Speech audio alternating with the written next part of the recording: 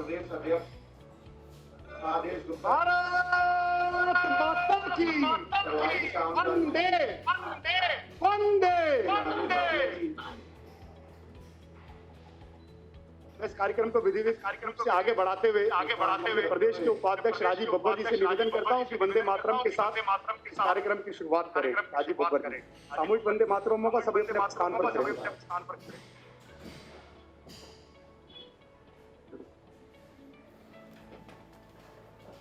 वंदे मातरम, वंदे मातरम, सुजला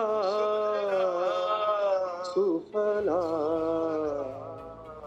Malay जशीतला, शस्य श्यामला मातरम, वंदे वंदे मातरम, शुभ्रजोत्स्ना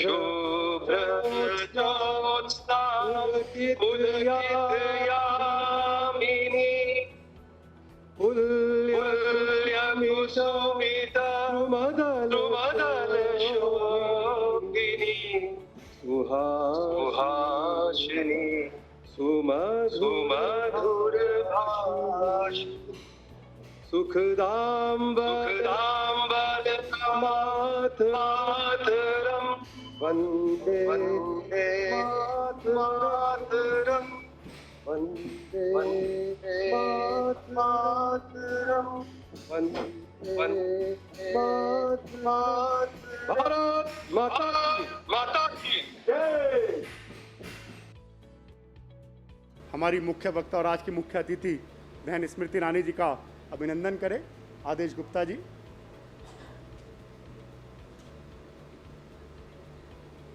मैं आदेश जी से निवेदन करता हूं कि एक पुष्पगुच्छ देकर, एक गमला देकर भी हमारी मुख्य वक्ता और आज की अतिथि सब पे कौशल लेकर करते हुए इसको अभिनंदन करें। आदेश गुप्ता जी।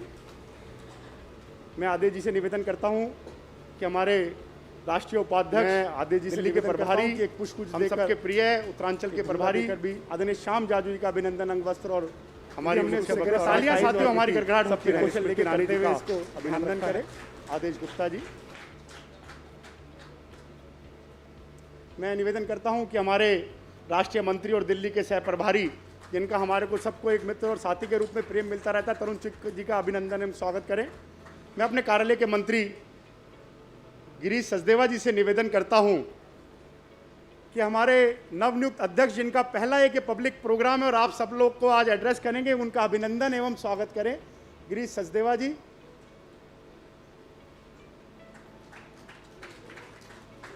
देखिए साथियों, सरलता कितनी है श्याम जी की कि श्याम जी खुद कुछ पढ़ा रहे हैं।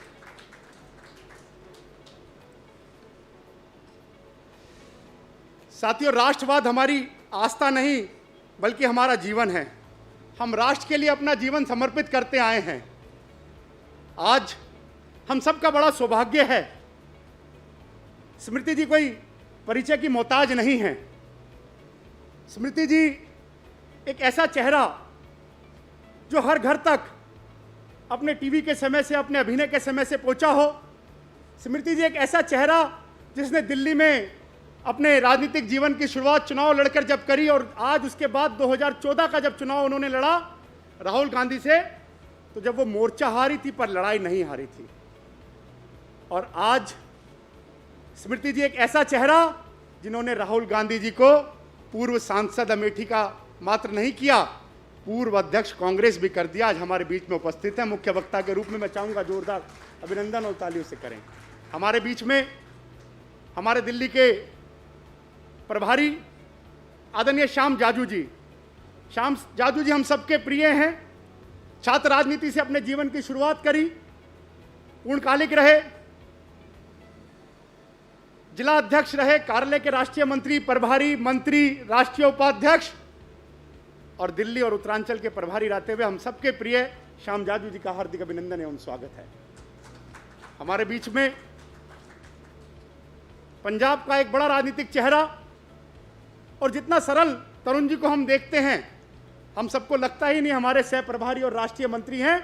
हमारे राष्ट्रीय मंत्री सह प्रभारी तरुण चुग जी का हार्दिक अभिनंदन एवं स्वागत है साथियों। और साथियों, हम सबका कार्यकर्ताओं का की तरफ से अध्यक्ष जी मैं आपका अभिनंदन एवं स्वागत करता हूं कि विद्यार्थी परिषद से जिसने 1990 से एक फोटो मैंने देखी जिसमें 1992 में हमारे वर्तमान राष्ट्रीय अध्यक्ष जी के साथ आप खड़े हुए हैं और एक सरल कार्यकर्ता के रूप में, और वहां से लेकर आज दिल्ली के प्रदेश अध्यक्ष जी का सफर तय करना, ये भारतीय जनता पार्टी की ताकत है साथियों, मैं निवेदन करता हूं अपने प्रदेश अध्यक्ष जी से कि इस कार्यक्रम की शुरुआत करते हुए अपने अध्यक्षीय भाषण से इस कार्यक्रम की शुरुआत करें।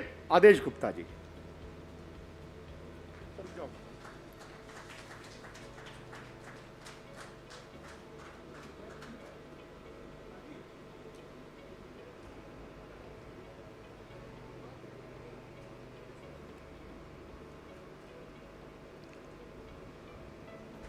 दिल्ली जनसंवाद रैली दिल्ली की पहली रैली में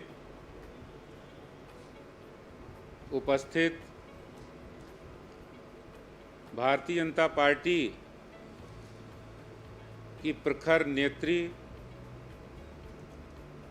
दिल्ली ही नहीं वरन पूरे देश के दिलों में, देश के लोगों के दिलों में निवास करने वाली,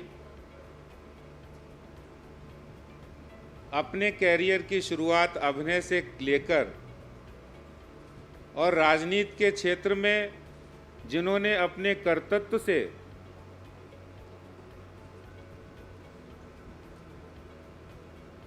एक मुकाम हासिल किया है, ऐसी नेत्री हमारे लिए गर्व का विषय है, गौरव का विषय है कि जिनका जन्म भी दिल्ली में हुआ है। ऐसी नेत्री प्रखर वक्ता श्रीमती स्मृति ईरानी जी, जो हमारी केंद्रीय मंत्री भी हैं, उनका हम बहुत बहुत स्वागत अभिनंदन करते हैं भारतीय जनता पार्टी दिल्ली प्रदेश की इस प्रथम जनसंवाद रैली में। मैं चाहूँगा आप जोरदार तालियों के साथ उनका अभिनंदन स्वागत करें। जिनकी दहाड़ से, जिनकी वाणी से संसद से लेकर अमेठी से लेकर संसद तक जो बात वो कहती हैं उस बात में असर होता है। हमारी यहाँ मंच पर उपस्थित दिल्ली प्रदेश के प्रभारी और भारतीय जनता पार्टी के सभी कार्यकर्ताओं में लोकप्रिय, सभी से सुलभ और हमारे लिए सब कार्यकर्ताओं के प्रेरणा स्रोत ऐसे बड़े भाई आदरणीय श्याम जाजू जी हमारे बीच में है। एक बार जोरदार तालियों के साथ उनका अभिनंदन स्वागत।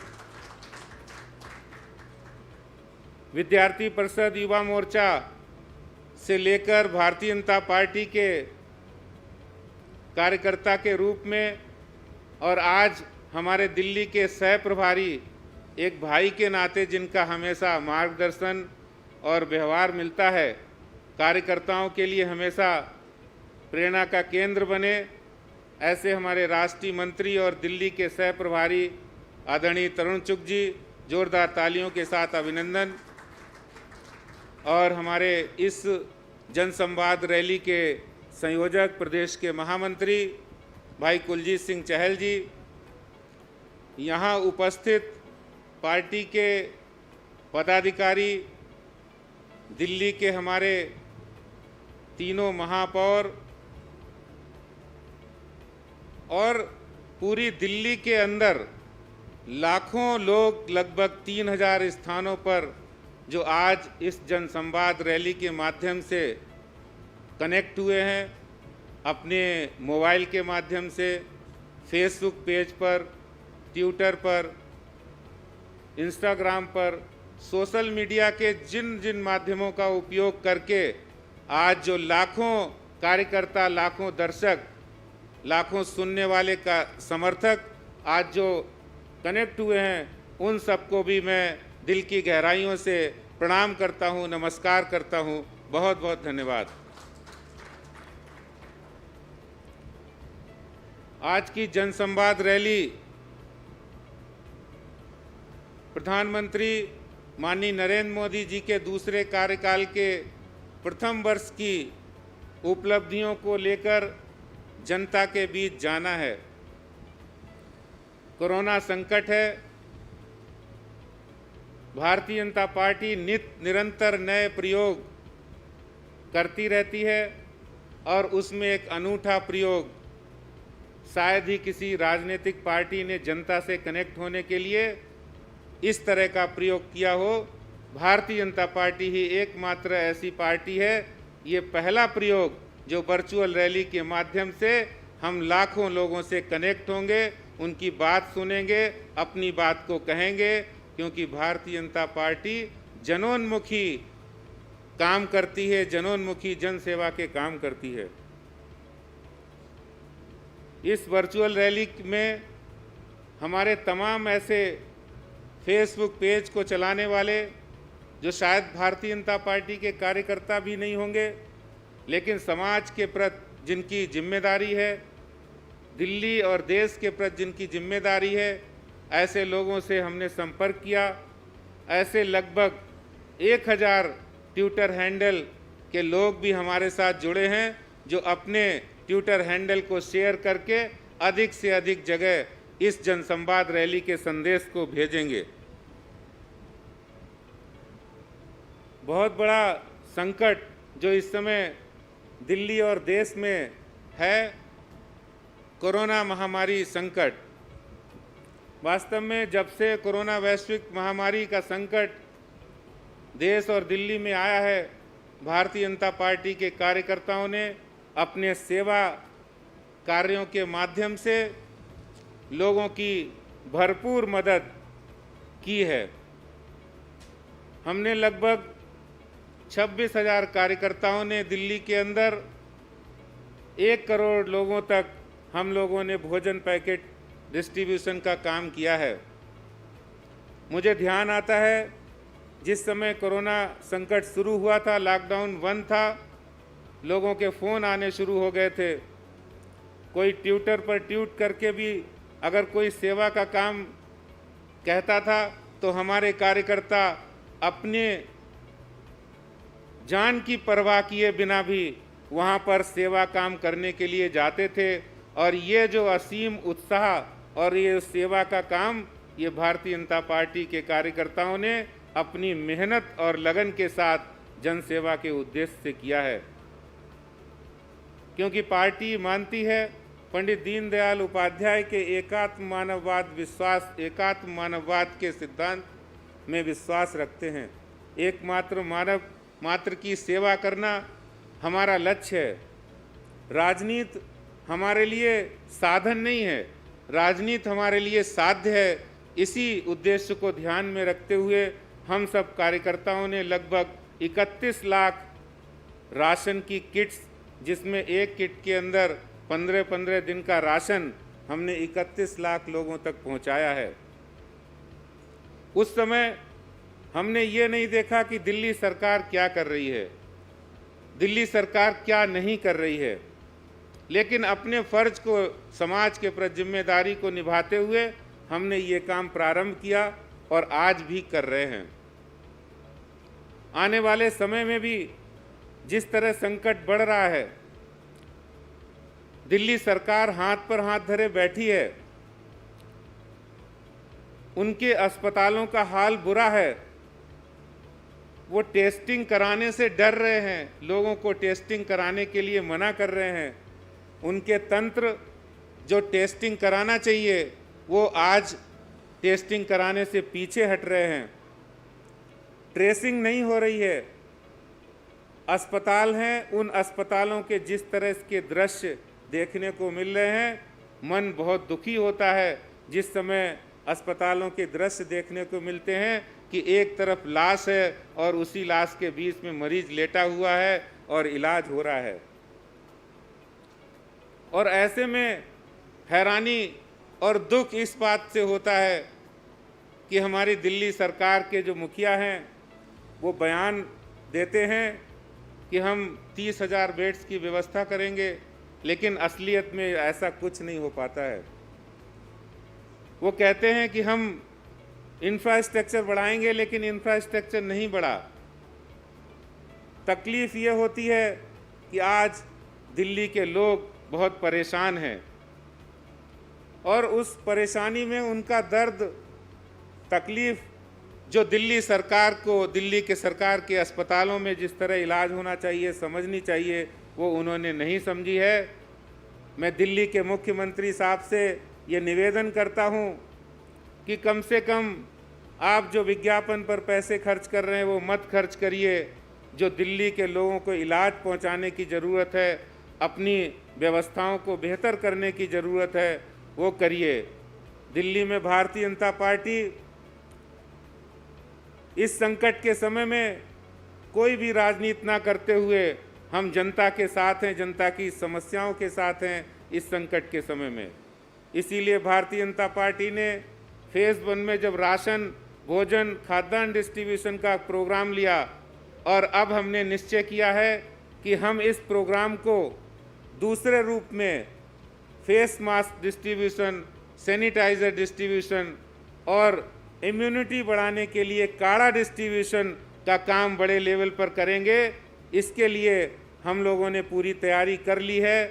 हमने 10 लाख काढ़ा के पैकेट बनवाने का लक्ष्य लिया है। 1 लाख काढ़ा पैकेट बनवाने के ऑर्डर भी दे दिए हैं, जो 1-2 दिन के अंदर हमारे कार्यकर्ता फेस कवर और सैनिटाइज़र और इन सब चीज़ों को लेकर हम काढ़ा लेकर जनता के बीच जाएंगे, क्योंकि दिल्ली के दुख दर्द की चिंता भारतीय जनता पार्टी हमेशा करती है। मैं दिल्ली के नागरिकों से, दिल्ली की जनता से अपील करना चाहता हूं कि भारतीय जनता पार्टी इस दुख की घड़ी में आपके साथ खड़ी है। कंधे से कंधे मिलाकर जितनी मदद होगी भारतीय जनता पार्टी करेगी। दिन हो या रात हो, भारतीय जनता पार्टी का एक एक कार्यकर्ता इस कोरोना संकट में आपके साथ खड़ा है।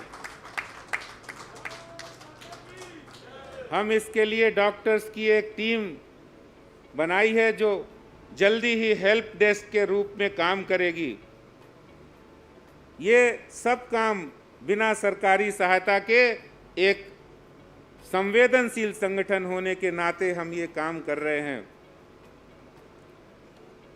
ऐसे में आज हम लोग यहाँ पर जिस तरह से माननीय प्रधानमंत्री नरेंद्र मोदी जी के 1 वर्ष के कार्यकाल में बहुत सारी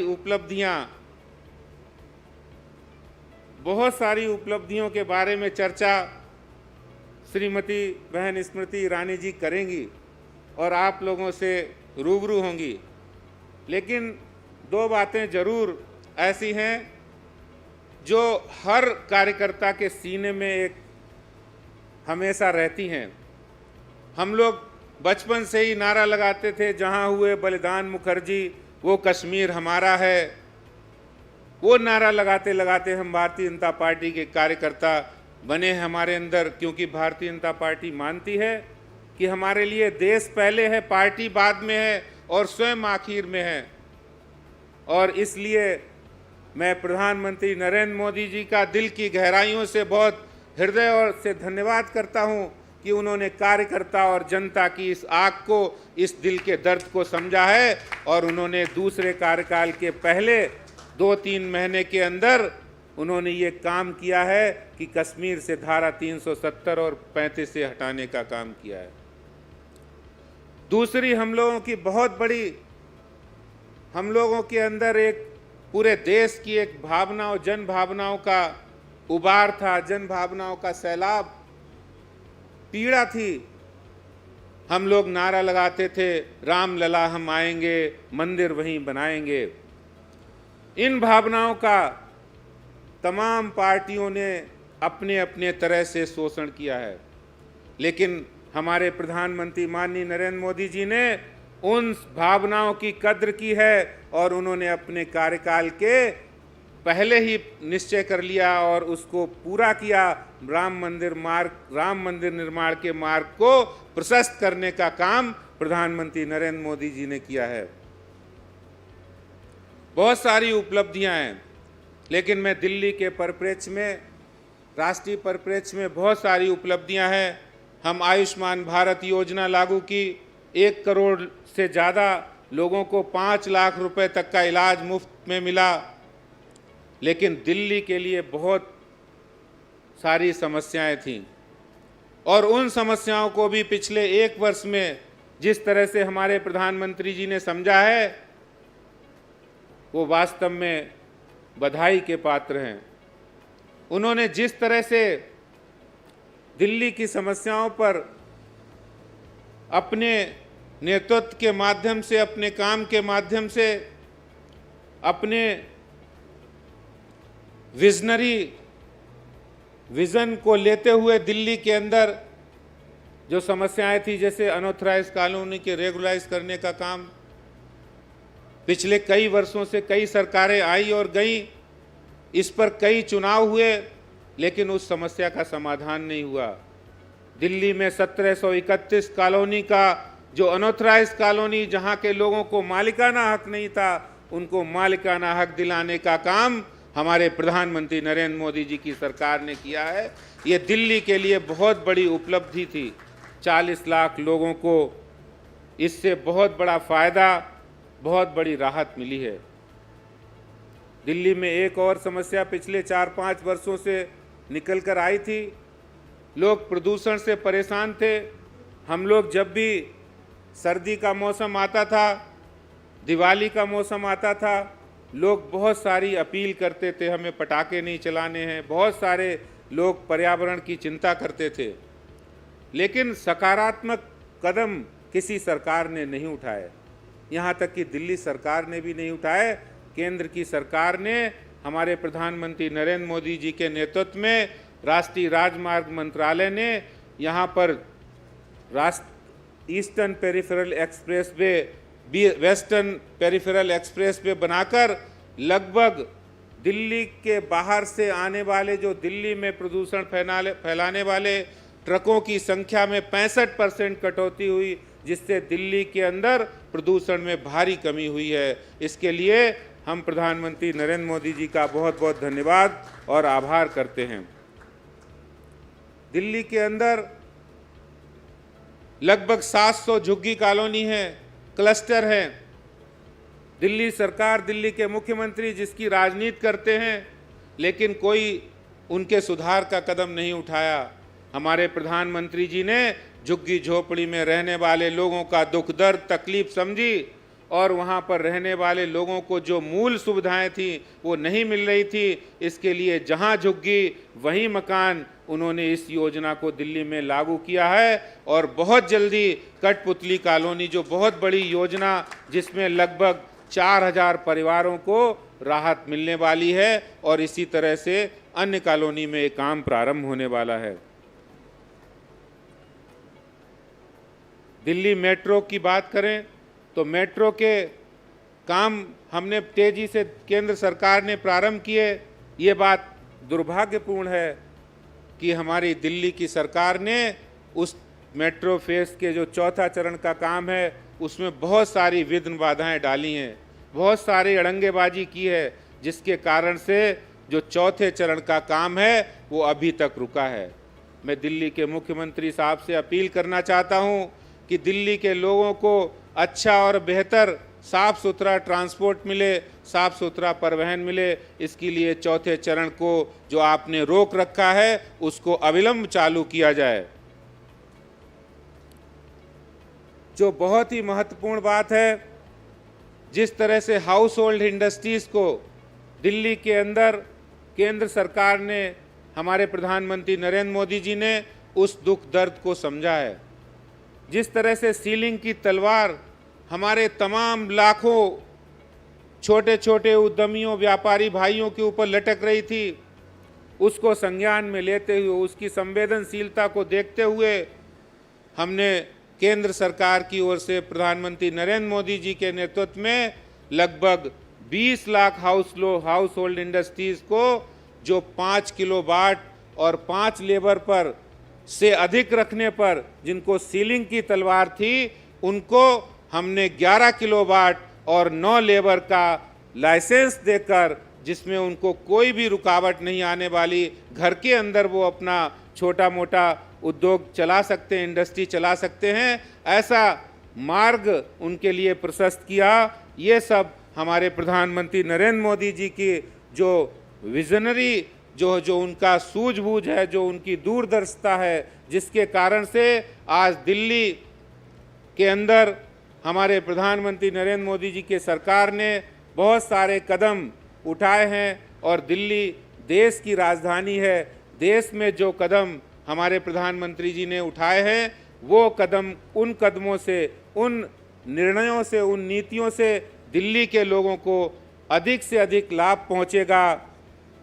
और अंत में मैं इतना ज़रूर कहना चाहता हूं कि जिस तरह से आज भारतीय जनता पार्टी के कार्यकर्ता इस कोरोना महामारी से लड़ने के लिए तैयार हैं, हम अपने प्रधानमंत्री नरेंद्र मोदी जी के इस वचन पर कि 2 गज की दूरी है बहुत ज़रूरी, इस संदेश को हम जागरूकता अभियान के तहत चलाएंगे और अधिकतर लोगों तक पहुंचेंगे और इस कोरोना महामारी संकट से हम जनता को बचाएंगे। ये संकल्प के साथ हम इस जनसंवाद रैली में अपनी बहन स्मृति ईरानी को तो सुनेंगे ही, और इसके साथ साथ मैं भारतीय जनता पार्टी के हमारे राष्ट्रीय अध्यक्ष आदरणीय जगत प्रकाश नड्डा जी का बहुत बहुत आभार और धन्यवाद करता हूं कि जिस तरह से उन्होंने वर्चुअल रैली को करने का निर्णय लिया है, पार्टी के शीर्ष नेतृत्व ने, उससे हम जन संवाद करके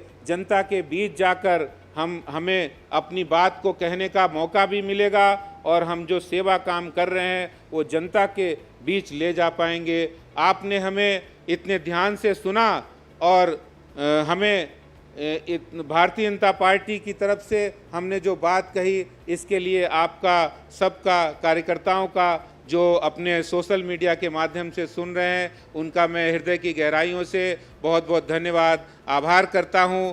बहुत बहुत धन्यवाद। विशेष रूप से मैं बहन स्मृति ईरानी जी का बहुत बहुत स्वागत और धन्यवाद करता हूं।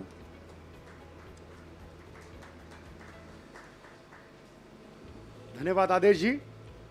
साथियों, कार्यकर्ता बंधुओं, आप देख रहे होंगे स्क्रीन पे कि हमारे साथ देश के स्वास्थ्य मंत्री डॉक्टर हर्षवर्धन जी भी कनेक्टेड हैं, हमारे राष्ट्रीय महामंत्री डॉक्टर अनिल जैन जी कनेक्टेड हैं, हमें अपने सभी सांसद रमेश विदुड़ी जी, हंसराज हंस जी, हमारे पूर्व अध्यक्ष मनोज तिवारी जी, परवेश वर्मा जी, मीनाक्षी लेखी जी, विजेंद्र गुप्ता जी और हमारे नेता प्रतिपक्ष रामवीर सिंह विदुड़ी जी, गौतम गंभीर जी, सभी लोग हमारे साथ कनेक्टेड हैं। स्क्रीन पे देख रहे होंगे सभी हमारे एमएलए, सभी कॉर्पोरेटर हमारे साथ कनेक्टेड हैं। तो साथियों, आज लाखों लाखों कार्यकर्ता और दिल्ली की जनता इस जनसंवाद रैली, जो वर्चुअल रैली है, जो प्रधानमंत्री नरेंद्र मोदी जी के मोदी 2 के किए गए 1 वर्ष के कार्य के विषय में हम सबको जानकारी देने के लिए स्मृति ईरानी जी हमारे बीच में हैं। मैं उससे पहले निवेदन करता हूं हमारे राष्ट्रीय उपाध्यक्ष और दिल्ली के प्रभारी आदरणीय श्याम जाजू जी को कि सभी कार्यकर्ताओं को संबोधित करें। आदरणीय श्याम जाजू जी।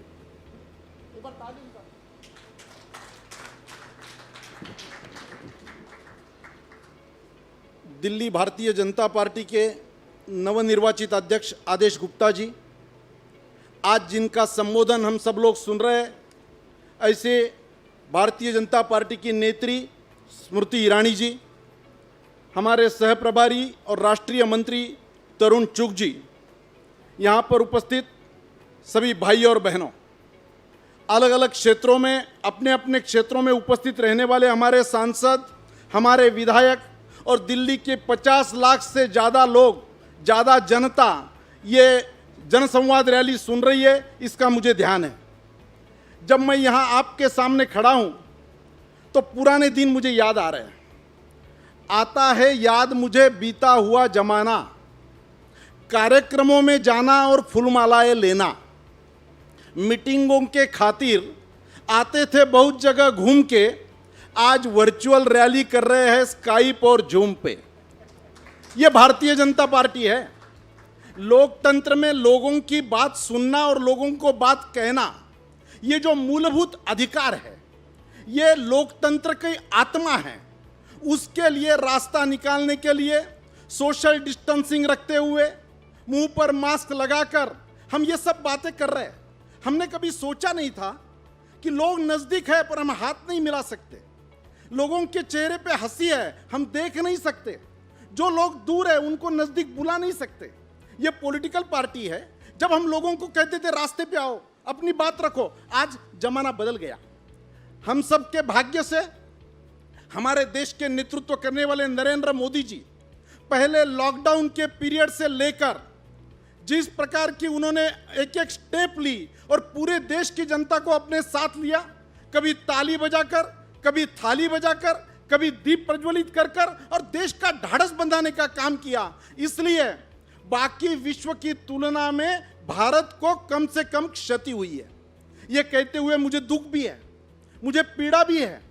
भारत में पूरे देश में 10 लाख लोगों पे मृत्यु का दर है 6 लोगों की मृत्यु हो रही है 10 लाख में।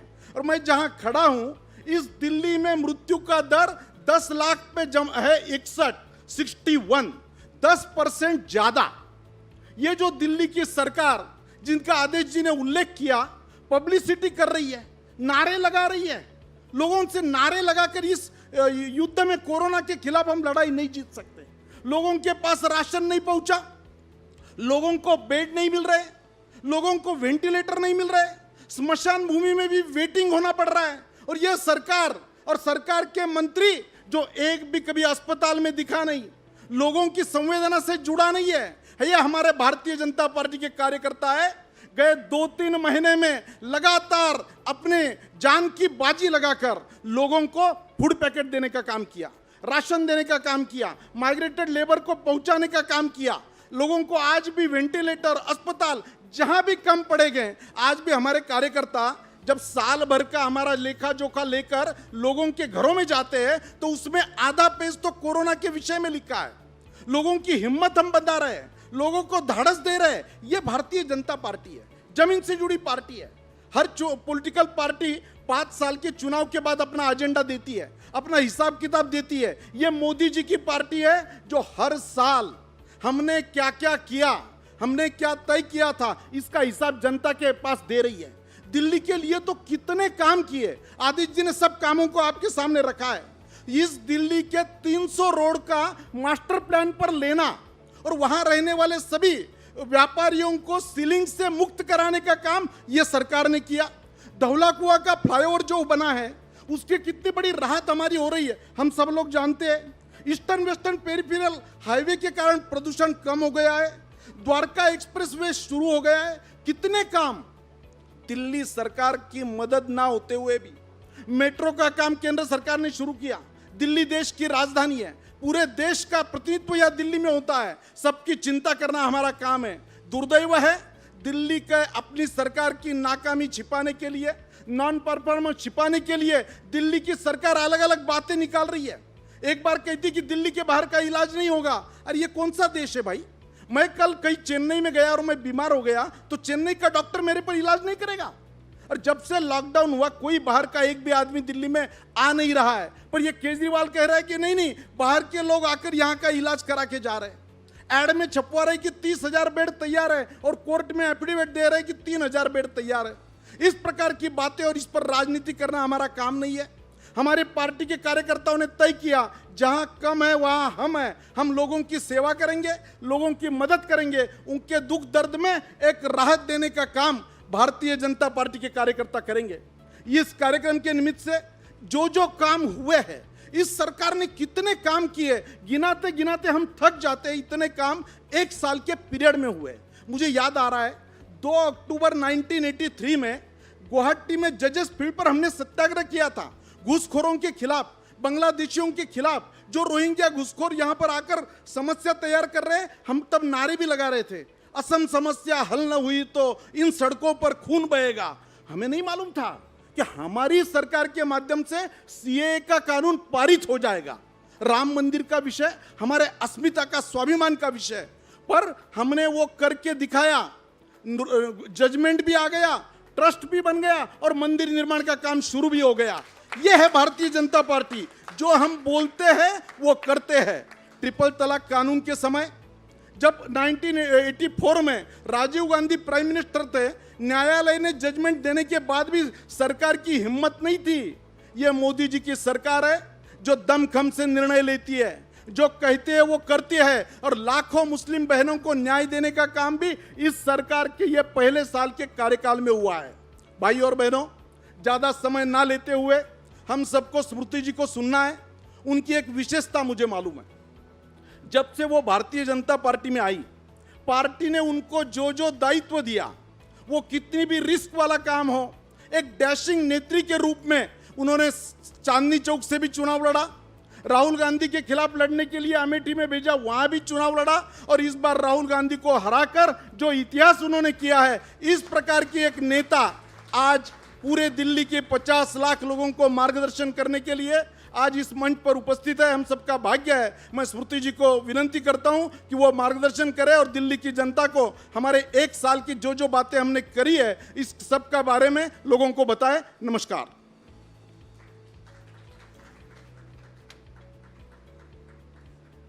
धन्यवाद श्याम जी। साथियों और दिल्ली के सभी कार्यकर्ता व सोशल मीडिया वॉरियर और दिल्ली की जनता, हम जिनको सुनने के लिए पिछले एक लंबे समय से केंद्र की योजनाओं के बारे में थे, वो समय आ गया। मैं सिर्फ एक पंक्ति कहकर दीदी को बुलाना चाहूँगा।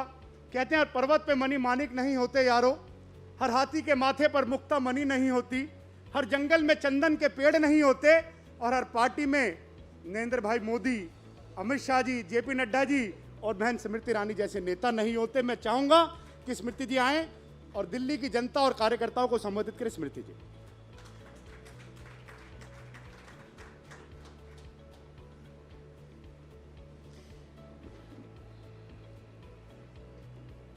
आज इस मंच से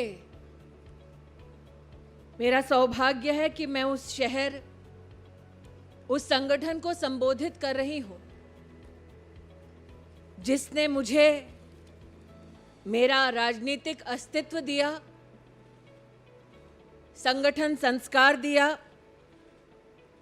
और जनता के सम्मुख प्रस्तुत हो जनता के मध्य में काम करने की प्रेरणा दी। इस मंच पर भारतीय जनता पार्टी दिल्ली प्रदेश के नवनियुक्त अध्यक्ष जी, राष्ट्रीय उपाध्यक्ष एवं प्रभारी श्याम जाजू जी,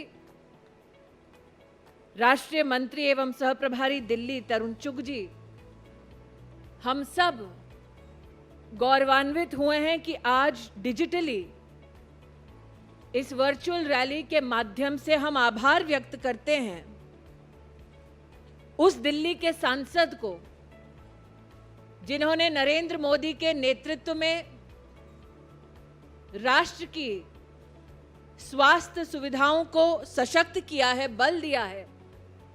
कैबिनेट में मेरे वरिष्ठ डॉक्टर हर्षवर्धन जी का आज दिल्ली के कार्यकर्ताओं की ओर से विशेष अभिनंदन करना चाहूंगी।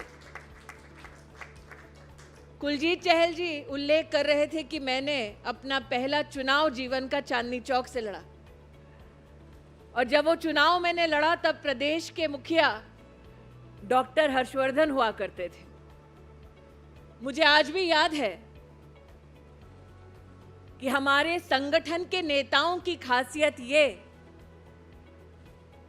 कि संघर्ष चाहे कितना भी कड़ा क्यों ना हो, वो कार्यकर्ता को अपने सहयोग से, अपने मार्गदर्शन से इतना निर्भीक कर देता है कि वो कार्यकर्ता संगठन के संस्कारों का प्रतिबिंब बनकर सड़कों पर उतरता है, जनता की आवाज को बुलंद करने के लिए, जनता को सेवा देने के लिए।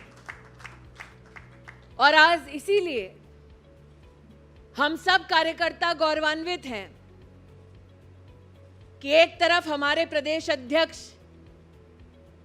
इस व्यथा को व्यक्त करते हैं कि प्रदेश के मुख्यमंत्री अब तक चार दीवारी से बाहर नहीं निकले, लेकिन कर्मठता का प्रमाण देते हुए भारतीय जनता पार्टी दिल्ली प्रदेश का कार्यकर्ता सीना तान कर कह सकता है कि देश का स्वास्थ्य मंत्री, दिल्ली का सांसद डॉक्टर हर्षवर्धन 8 अस्पतालों का दौरा कर चुके हैं, दिल्ली में क्वारंटाइन कैंप्स का दौरा कर चुके हैं और कोविड केयर सेंटर्स का दौरा कर चुके हैं, ताकि वो अपने कर्तव्य का निर्वाह कर सके। आज इस वर्चुअल रैली के माध्यम से केंद्र और प्रदेश में हमारे वरिष्ठ नेता अनिल जैन जी, हमारे वरिष्ठ सांसद एवं विधायक और पार्षद जुड़े हैं, लेकिन संग ही आज इस संवाद की श्रृंखला में जुड़ा है वो कार्यकर्ता जो निडर होकर भी इन विषम परिस्थितियों में किसी गली मोहल्ले में फीड द नीडी कार्यक्रम के अंतर्गत गरीब से गरीब जनमानस तक अपनी सेवाएं पहुंचा रहा है। वो कार्यकर्ता चाहे भारतीय जनता पार्टी के संगठन के माध्यम से या सामाजिक संस्थाओं के साथ खड़े होकर डटकर जन जन को जो सेवा दे रहा है, आज उस कर्मठ कार्यकर्ता को इस मंच से मैं प्रणाम करती हूं, आपके प्रति अपना आभार व्यक्त करती हूं। अध्यक्ष जी, आपने और दिल्ली प्रदेश संगठन के कार्यकर्ता ने राष्ट्रीय अध्यक्ष नड्डा जी के नेतृत्व में दिल्ली में 1 करोड़ से ज्यादा जरूरतमंदों तक फीड द नीडी कार्यक्रम के माध्यम से भोजन जो उपलब्ध कराया है, ऐसा कार्यकर्ता हमारा इन विषम परिस्थितियों में मां अन्नपूर्णा का स्वरूप बना है। लगभग 10 लाख मास्क मात्र देश की राजधानी में भारतीय जनता पार्टी के कार्यकर्ता ने सेवा बस्तियों में गरीबों के बीच में बांटा। 38 लाख सैनिटाइजर की बॉटल्स उपलब्ध कराई, विशेष उनको जिनके परिवारों में आर्थिक चुनौतियां थी। इसीलिए आज जब श्याम जी ने कहा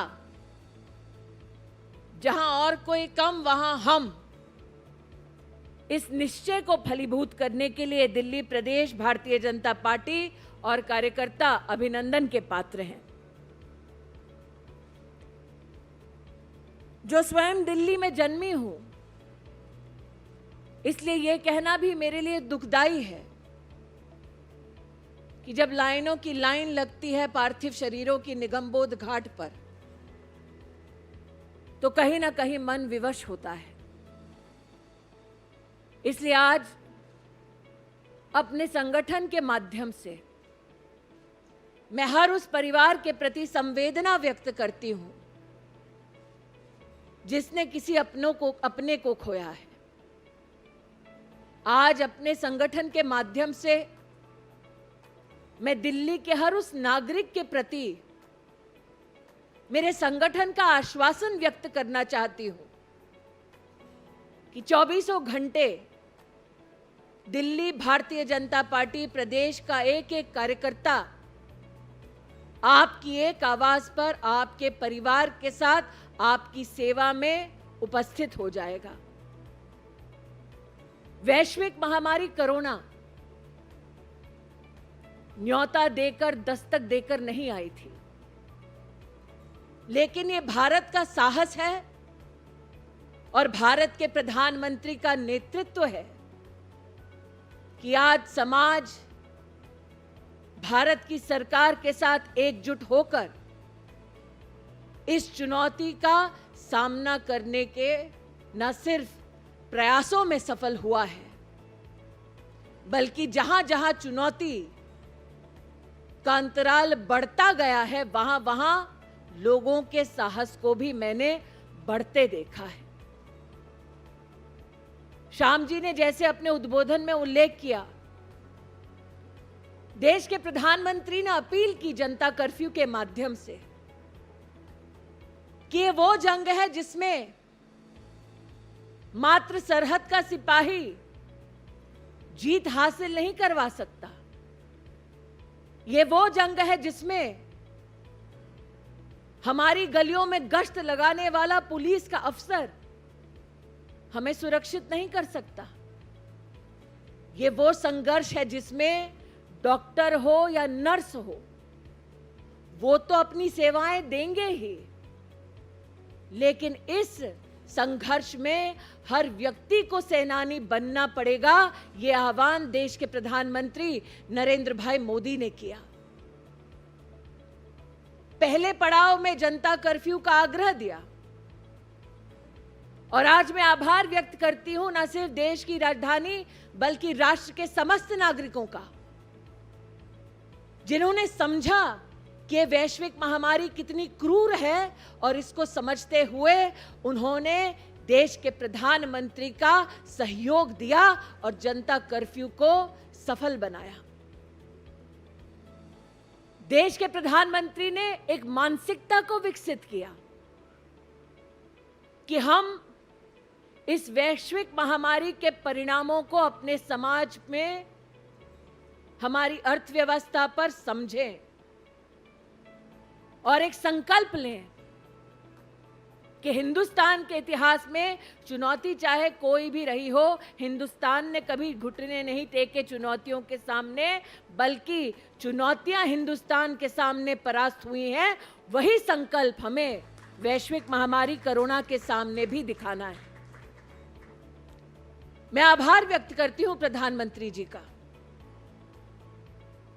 कि लॉकडाउन के घोषणा के साथ साथ गरीब कल्याण योजना 1,70,000 करोड़ की व्यवस्था को माननीय प्रधानमंत्री जी ने देश को समर्पित किया।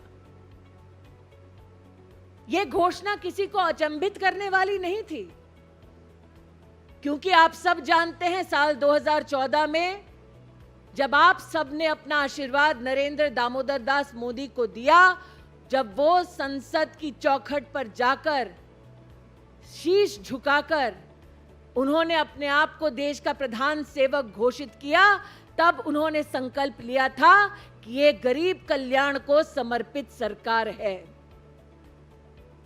उसी का एक प्रतिबिंब लॉकडाउन के बाद गरीब कल्याण योजना के माध्यम से 1,70,000 करोड़ की व्यवस्था में हमें दिखा।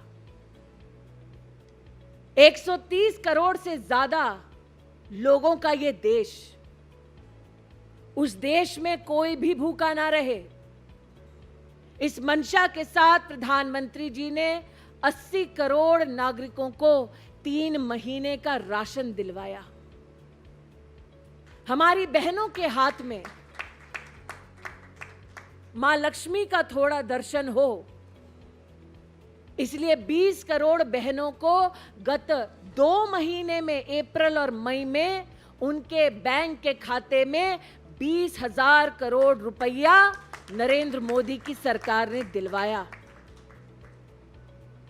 उज्ज्वला योजना के माध्यम से 3 महीने तक मुफ्त एलपीजी की व्यवस्था देश के 8 करोड़ गरीब परिवारों के लिए नरेंद्र मोदी सरकार ने की। आज जिन व्यवस्थाओं का मैं उल्लेख कर रही हूं, वो व्यवस्थाएं मार्च 2020 में विकसित नहीं हुई। इस भविष्य की नींव रखी गई साल 2014 में, जब आप सबने मिलकर नरेंद्र मोदी जी को देश का प्रधानमंत्री बनाया। हम सबको याद है वो मंजर जब कांग्रेस के एक नेता ने कहा कि दिल्ली से 1 रुपया निकलता है तो देश के गरीब तक पहुंचते पहुंचते 10 पैसा हो जाता है।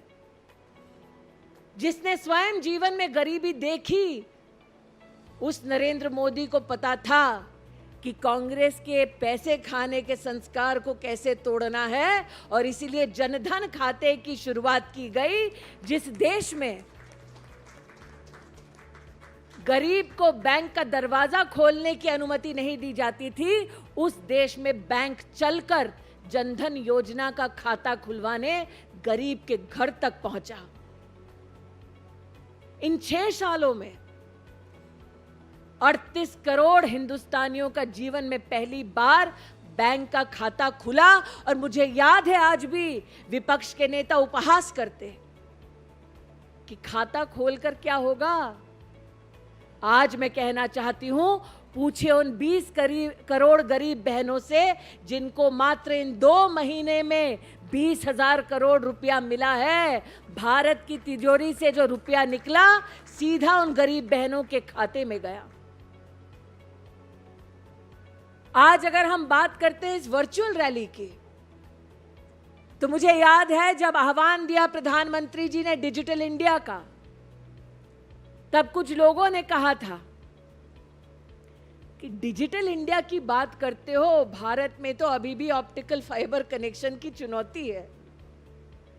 और आज ये वर्चुअल रैली अपने आप में इस बात का प्रतीक है कि वो आह्वान मात्र आह्वान बनकर नहीं रहा। आज डिजिटल भारत का जो सपना देखा था उसको साकार करने का एक पृष्ठ भारतीय जनता पार्टी दिल्ली प्रदेश ने भी इस वर्चुअल रैली के माध्यम से उदाहरण हेतु राष्ट्र के सामने प्रस्तुत किया है। इस लॉकडाउन में जैसे श्याम जी ने कहा,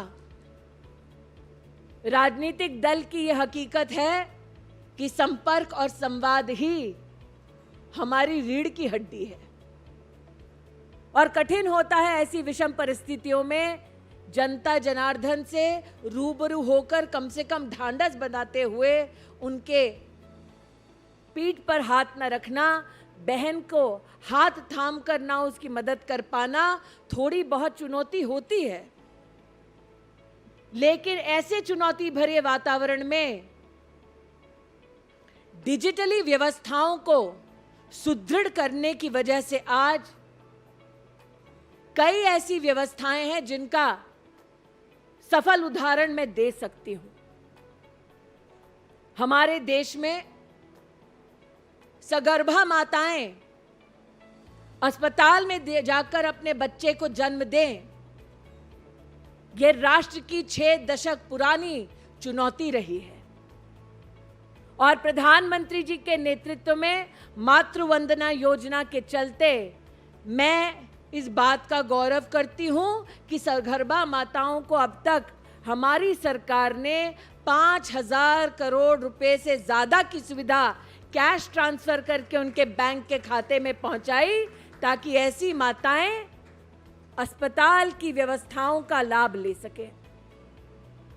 27 लाख आज भी आंगनवाड़ी और आशा की हमारी बहनें हैं देश भर में, जिन्होंने मात्र लॉकडाउन के समय में 9 करोड़ गरीब बहनों तक जाकर पौष्टिक आहार पहुंचाया। और आज संवाद और समन्वय की बहुत बड़ी चुनौती को पार करते हुए हम स्वयं देखते हैं कैसे देश के प्रधानमंत्री प्रदेशों के मुख्यमंत्रियों के साथ वार्ता करके प्रदेशों में जो चुनौतियां प्रस्तुत हो रही हैं उन चुनौतियों का समाधान देने का प्रयास करते हैं। इसीलिए मैं अध्यक्ष जी का आक्रोश समझ सकती हूं कि देश के प्रधानमंत्री मुख्यमंत्रियों से संवाद करते हैं और आपका संवाद प्रदेश के मुख्यमंत्री के साथ सीमित है। लेकिन जैसा श्याम जी ने कहा, हम इस सरकार के अधीन नहीं, हम अपने बलबूते पर जितना संभव हो जनता को सेवा दिलवाएं। और आज मैं दिल्ली की जनता को आश्वस्त करना चाहती हूं कि नरेंद्र भाई मोदी आपके साथ हैं और आगे भी कठिन परिस्थितियों में आपका साथ देते रहेंगे। आज मोदी 2.0 के 1 साल के बारे में कुलजीत जी ने विशेष उल्लेख किया, लेकिन यह सफर शुरू हुआ आज से 6 साल पहले और विजय गोयल जी जुड़े हैं इस संवाद के साथ, वरिष्ठ हैं हमारे संगठन में। अगर मात्र मैं 1 साल का ब्यौरा देती तो विजय गोयल जी कहते कि स्मृति, तुमको जो हमने संगठन में सिखाया वो भूल गई। भूलो मत कितना संघर्ष गया है वर्षों का आज इस परिस्थिति तक पहुंचने के लिए। भूलो मत कि विजय गोयल हो, डॉक्टर हर्षवर्धन हो, डॉक्टर अनिल जैन हो, विजेंद्र गुप्ता हो, सड़कों पर कितने हमारे नेता और कार्यकर्ताओं ने लाठी खाई है, क्योंकि हमारा कार्यकर्ता शान से कहता कि जहां हुए बलिदान मुखर्जी, वो कश्मीर हमारा है। और इसीलिए आज मैं भूलूंगी नहीं वो मंजर, जब धारा 370 हटाने के लिए भारतीय जनता पार्टी का एक एक सांसद लोकसभा और राज्यसभा में हमारे माननीय गृह मंत्री और प्रधानमंत्री जी के भाषणों को सुन रहे थे। वो सांसद के नाते नहीं, कार्यकर्ता के नाते इतिहास को अपने सामने बनते देख रहे थे। और इतिहास को बनाने के लिए वर्षों से जिन कार्यकर्ताओं ने लाठी खाई, जिन कार्यकर्ताओं ने संघर्ष किया, आज इस मंच से धारा 370 के हटने के बाद उनके बलिदानों के प्रति भी मैं अपना शीश झुकाती हूं। श्याम जी ने और गुप्ता जी ने सही कहा। कई बार तरुण भैया भी मुझसे कहते कि मजाक उड़ाया जाता भारतीय जनता पार्टी के कार्यकर्ता का, कि कहते बहुत हो कि मंदिर वहीं बनाएंगे लेकिन तारीख नहीं बताएंगे। और जहर का ये घूंट भाजपा का कार्यकर्ता पी लेता, क्योंकि हम जानते कि ये विषय देश की कोर्ट में लंबित है। संवैधानिक मर्यादा में रहने के बावजूद आज जब मर्यादा पुरुषोत्तम राम के नाम को समर्पित एक भव्य मंदिर के निर्माण की व्यवस्था को हम अपने सामने साक्षात देखते हैं, तो एक पल उस संघर्ष में भी जिन लोगों ने बलिदान दिया, जिन लोगों ने लाठियां खाई, जिन लोगों ने परिश्रम किया, उनको भी अभिनंदन देते हैं। लेकिन एक विशेष आभार जनता जनार्दन को कि सामाजिक समरसता बनाकर यह सपना साकार हुआ है। नरेंद्र भाई मोदी ने जब शपथ ली तो कहा कि मेरा धर्म भारत का संविधान है, और उस संविधान को, उस देश को जब जब चुनौती का सामना करना पड़ा, तब तब हर चुनौती पर समाधान देने के लिए तत्पर रहे हैं हमारे देश के प्रधानमंत्री। मैंने कई वर्ष चांदनी चौक में हर्षवर्धन जी, विजय गोयल जी और ओपी भी शायद आज जुड़े हुए, ओम प्रकाश जी, उनके साथ चांदनी चौक में बिताए। और जब ये सारे बड़े चांदनी चौक में अथवा दिल्ली में मुस्लिम बहनों के साथ हम लोग वार्ता करते, तो वो कभी ये नहीं स्वीकार करते कि 3 तलाक का कानून उनके लिए हकीकत बन पाएगा। और आज वो न्याय जो हमने उन बहनों को दिलवाने में सफलता हासिल की है, उस सफलता के लिए, उस अन्याय को मिटाने के लिए और मुस्लिम बहनों को सम्मान दिलवाने के लिए, कुप्रथा को खत्म करने के लिए नरेंद्र मोदी जी का मैं चांदनी चौक भारतीय जनता पार्टी की पूर्व कैंडिडेट होने के नाते विशेष आभार व्यक्त करती हूं। लेकिन कई ऐसी चुनौतियां हैं जिन्हें वर्षों वर्ष हमने देखा और समाधान की आशा में हमने संघर्ष भरे दिन बिताए। एक चुनौती बिजली की। आज एक पत्रकार के माध्यम से ज्ञात हुआ है कि इस वर्चुअल रैली को दिल्ली के हर एक नागरिक तक पहुंचाने की व्यवस्था में यमुना पार भी एक गांव में ऐसी व्यवस्था की गई है जिस गांव में वर्षों से बिजली की समस्या थी। जब नरेंद्र मोदी को आप सब ने आशीर्वाद देकर देश का प्रधानमंत्री बनाया, उन्होंने संकल्प लिया कि हर घर तक बिजली हम पहुंचाएंगे।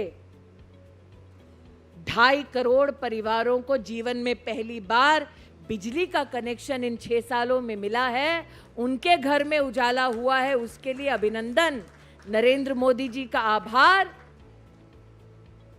और आशा करती हूं कि वो प्रदेश की सरकार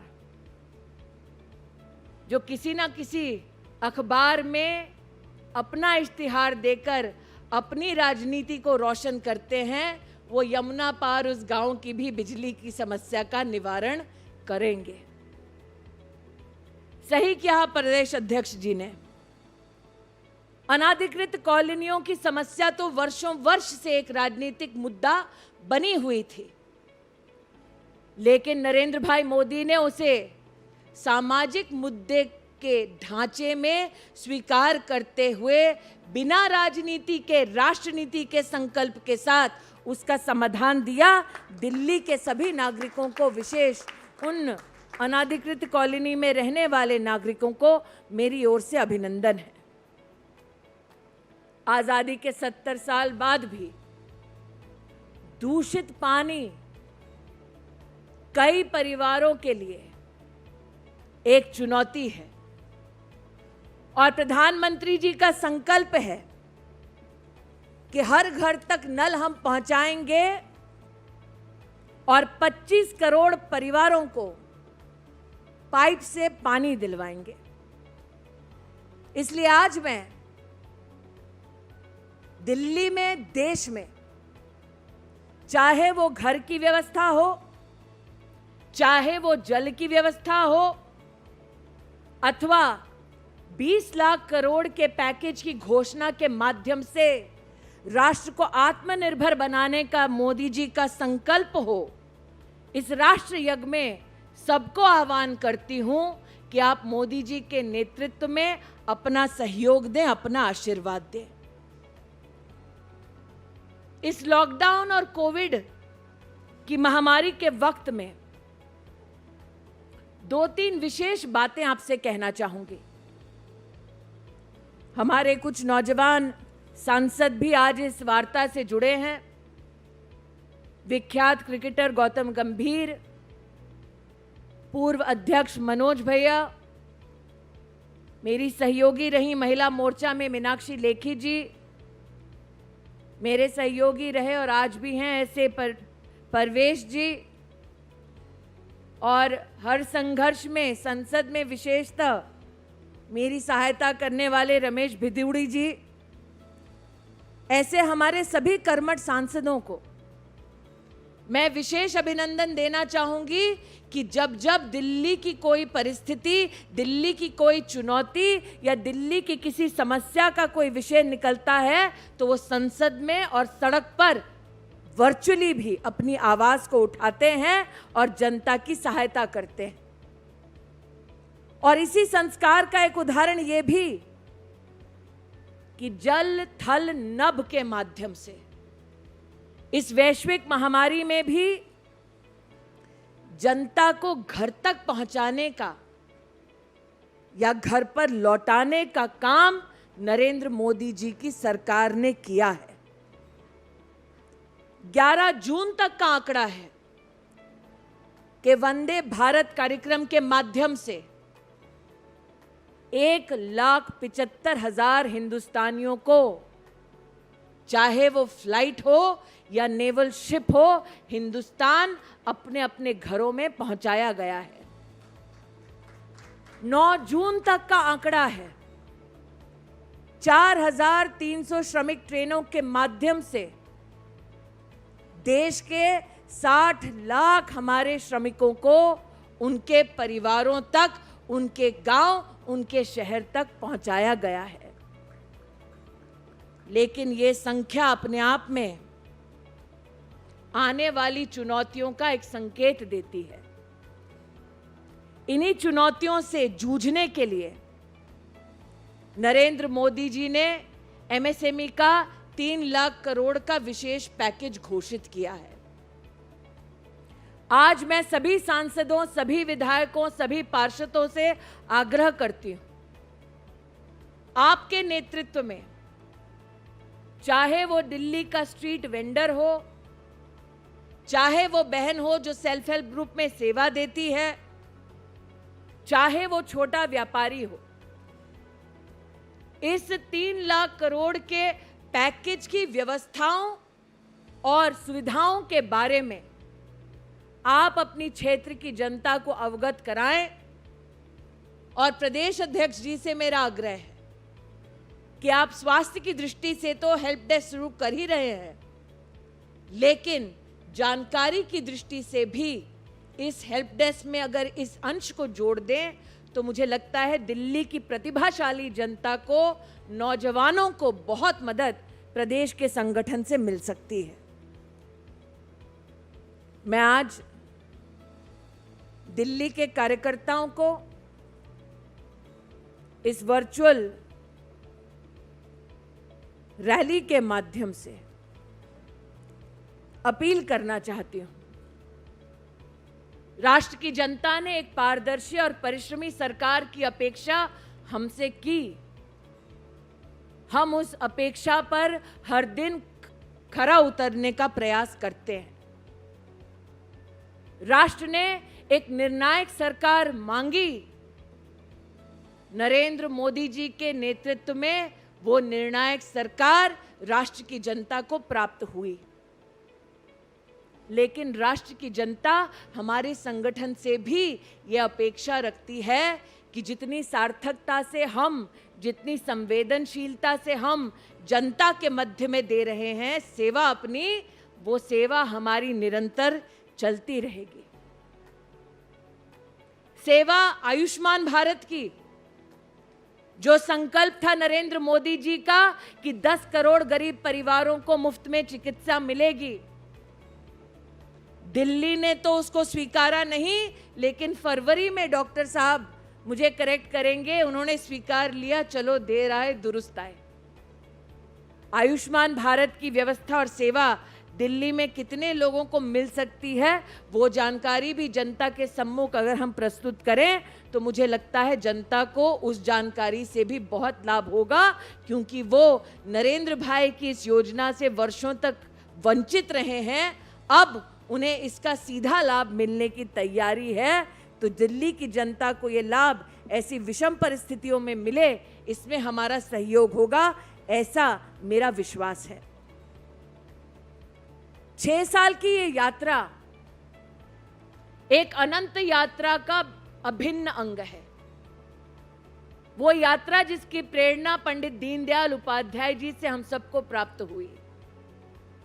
वो यात्रा जिसका संस्कार ये कहता है कि जब तक अंतिम पंक्ति में खड़ा अंतिम व्यक्ति विकास की प्राप्ति ना कर ले, तब तक हमारा कार्य शेष है। और इस यात्रा में ये 6 साल शुरू का संघर्ष है।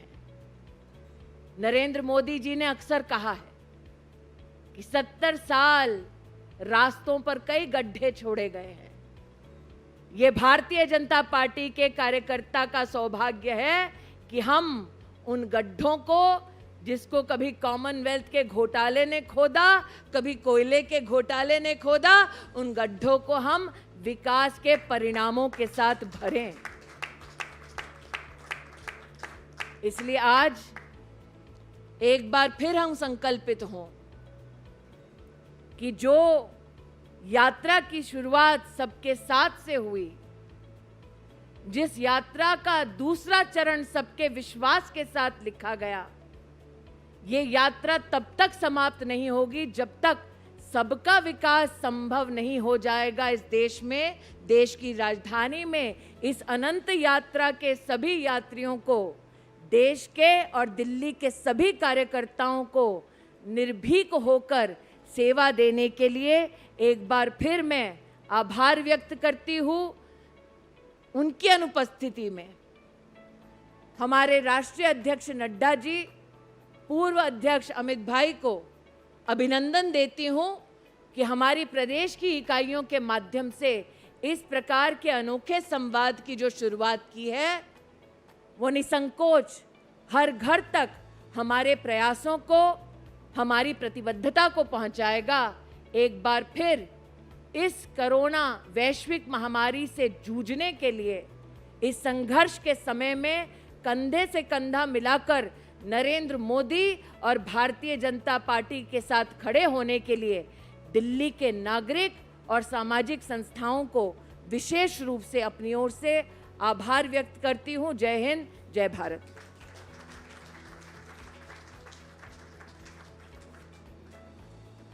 धन्यवाद दीदी। चुनौतियां भारत के सामने ना कभी कम हुई, पर चुनौतियों को परास्त करने की ताकत अगर किसी देश में है और किसी लीडर में है तो नरेंद्र मोदी और भारत में है। मैं सभी कार्यकर्ताओं से और सभी नेताओं से निवेदन करूंगा कि अभी हमारे प्रदेश के अध्यक्ष आदेश गुप्ता जी आत्मनिर्भर भारत का संकल्प हमें दिलवाएंगे। हम सब लोग अपने स्थान पर खड़े होकर आत्मनिर्भर भारत के संकल्प को लें और उसके बाद कार्यक्रम की विधि रूप समाप्त होगा। आदेश गुप्ता जी। मैं अपने जो कार्यकर्ता यहाँ उपस्थित हैं, इसके साथ ही साथ मैं अपने सभी सांसदों को, केंद्रीय मंत्री डॉक्टर हर्षवर्धन जी, हमारे पूर्व केंद्रीय मंत्री विजय गोयल जी, सांसद श्री गौतम गंभीर जी, श्री प्रवेश वर्मा जी, बहन मीनाक्षी लेखी जी, श्री रमेश बिधूड़ी जी, श्री हंसराज हंस जी और हमारी विधानसभा में प्रतिपक्ष के नेता रामवीर सिंह बिधूड़ी जी, हमारे राष्ट्रीय महामंत्री डॉक्टर अनिल जैन जी,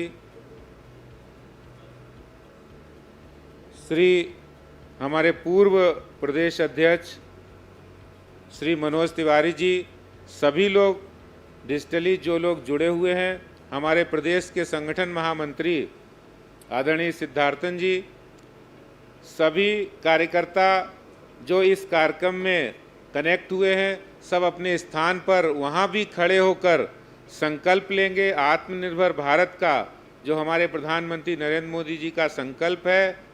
और इसके साथ ही साथ इस कार्यक्रम के विचार के लिए मैं आदरणीय श्री जगत प्रकाश नड्डा जी, हमारे राष्ट्रीय अध्यक्ष जी, पूर्व राष्ट्रीय अध्यक्ष श्री अमित शाह जी का भी बहुत बहुत धन्यवाद और आभार व्यक्त करता हूं। मैं संकल्प पढ़ूंगा, आप सब लोग अपने हाथ को आगे करके इस संकल्प को व्यक्त करेंगे। मैं माननीय प्रधानमंत्री जी के आह्वान पर आत्मनिर्भर भारत की लक्ष्य प्राप्ति हेतु संकल्प लेता हूं कि मैं भारत के संविधान द्वारा निर्देशित नागरिक कर्तव्यों का पालन करूंगा। मैं राष्ट्रीय एकता की भावना, लोकतंत्र के मूल्यों, समता मूलक समाज के निर्माण, सर्वधर्म समभाव व मूल्य आधारित राजनीति की समाज में प्रोत्साहित करूंगा। मैं देश की स्थानीय उत्पादों के निर्माण को प्रोत्साहन देने के लिए मिशन के रूप में कार्य करूंगा। यथासंभव लोकल उत्पादों को ही खरीदूंगा। मैं कोविड की महामारी से लड़ने के लिए सामाजिक जागरूकता, स्वास्थ्य एवं स्वच्छता के अभियान को आगे बढ़ाऊंगा। भारत माता की, भारत माता की। धन्यवाद।